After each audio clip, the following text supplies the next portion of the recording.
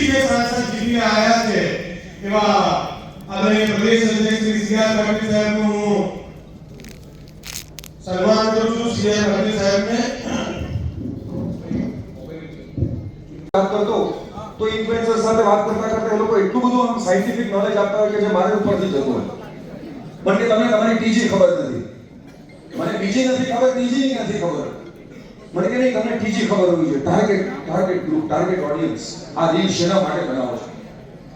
તો લગભગ સોશિયલ મીડિયાનું જે જીવન છે અને આ દેશનું યુથ માટેનું જે વિઝન છે એ લગભગ પેરેલલ ચાલી રહ્યું છે. And the power of social media is such that we can Bharatiya Janata પાર્ટીને સર્વાધિક એવી 156 સીટો જેમના માર્ગદર્શન અને જેમની મહેનતથી ભારતીય જનતા પાર્ટીએ મેળવી છે.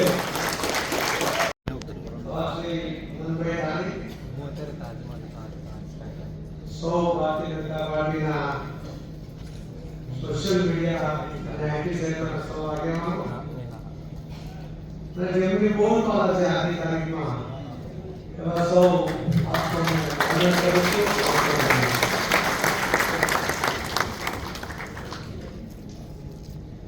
બહુ સમય પહેલા જોજે મને તો ફેસબુકની એકાઉન્ટ જોતા હતો તમારી દીકરી જો તમારી દીકરી કરે તો બહુ ઈઝી છે, તો તારા માટે ઈઝી છે. આજે પણ ઘણા લોકો કહે છે કે આ ટેકનોલોજી રીતે ભણવાનું જે કે તો હાલ કરેલું છે. આપણે બીમાર પડીએ અને કોઈ દવાનો સારવાર લીધી હોય કે આપણે ડોક્ટર બનવાની ક્યાં જરૂર છે? જેથી કરીને ભારતનું ભવિષ્ય નક્કી થઈ શકે અને કઈ દિશામાં લઈ જવું, એનું વિઝન શું છે, એના માટે શું ડિટર્મિનેશન જોઈએ છે અને એવા ઇન્ડિવિડ્યુઅલ આપ સૌનું એક એસ્પિરેશન શું છે, એના માટે ખાસ પાટીલ સાહેબ અહીંયા આવી રહ્યા છે. જ્યારે અત્યારના ભારતના આત્મવિશ્વાસની ઊંચાઈ તો તમે જુઓ. સમય ચક્રને થોડું પાછળ ફેરવો. You look at social media જ્યારે ફક્ત ફેસબુક હતું, બાકીનો પ્લેટફોર્મ હતા, ત્યારે દિવાળી પછી સ્ટેડિયમના મામલા પર આપ્યો હતો ગાંધીનગરમાં અને એમણે સોશિયલ મીડિયાની બધી તાકાત એમણે એક ઉદાહરણ આપ્યું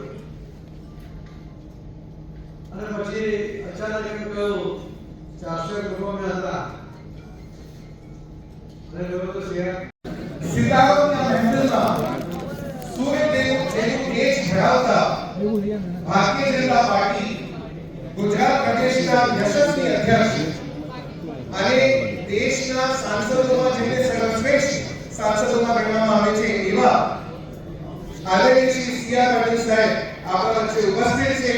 હું ગુજરાત પ્રદેશ ભાજપના કન્વીનર સોશિયલ મીડિયા મનોહર જાની આપણા વચ્ચે ભારતીય જનતા પાર્ટીના પ્રદેશ અધ્યક્ષ આદરણીય શ્રી સી.આર. પાટીલ સાહેબ ઉપસ્થિત છે. આપણે પોતપોતાની જગ્યા પર ઊભા થઈને એકવાર આપણે એમને વધાવશું, એમનું સ્વાગત